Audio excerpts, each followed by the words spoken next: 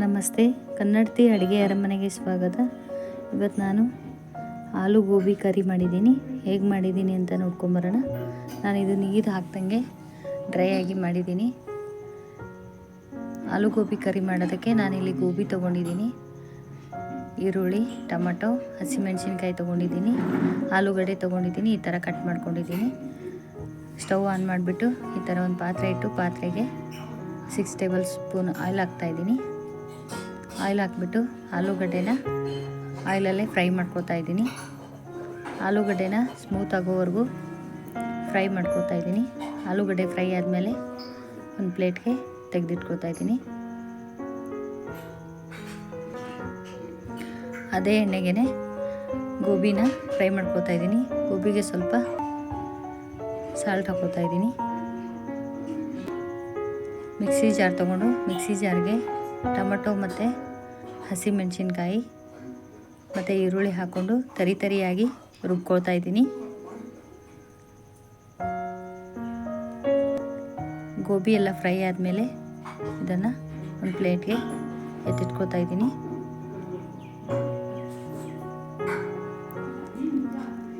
ಈ ಕರಿ ಚಪಾತಿಗೆ ಮತ್ತು ಪೂರಿಗೆ ತುಂಬ ಚೆನ್ನಾಗಿರುತ್ತೆ ಟೇಸ್ಟು.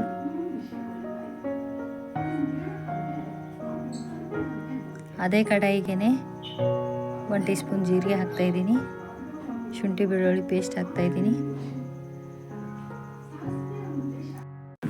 ರುಬ್ಬಿರೋ ಟೊಮೆಟೊ, ಈರುಳ್ಳಿ, ಹಸಿಮೆಣಸಿನ್ಕಾಯಿ ಪೇಸ್ಟ್ ಹಾಕೋತಾ ಇದ್ದೀನಿ. ಇದನ್ನು ಚೆನ್ನಾಗಿ ಹಸಿ ವಾಸನೆ ಹೋಗೋವರೆಗೂ ಹುರ್ಕೋತಾ ಇದ್ದೀನಿ. ಇಲ್ಲಿ ಸ್ವಲ್ಪ ಅರಿಶಿನ ಪೌಡ್ರ್ ಹಾಕೋತಾ ಇದ್ದೀನಿ, ಧನಿಯಾ ಪೌಡ್ರ್ ಹಾಕೋತಾ ಇದ್ದೀನಿ ಮತ್ತು ಪೆಪ್ಪರ್ ಪೌಡ್ರ್ ಹಾಕೋತಾ ಇದ್ದೀನಿ.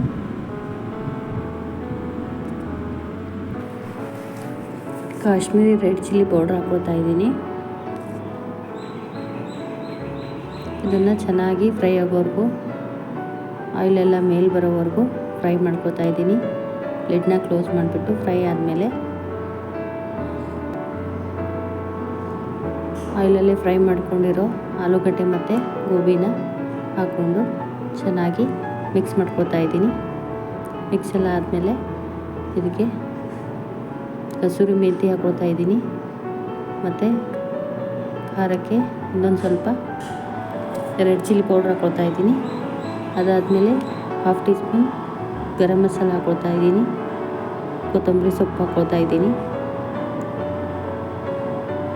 ಹಾಕ್ಕೊಂಡಾದ್ಮೇಲೆ ಚೆನ್ನಾಗಿ ಒಂದು ಸಾರಿ ಮಿಕ್ಸ್ ಮಾಡ್ಕೊತಾ ಇದ್ದೀನಿ.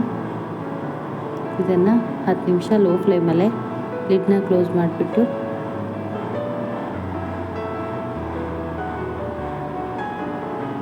ಫ್ರೈ ಮಾಡ್ಕೋಬೇಕು.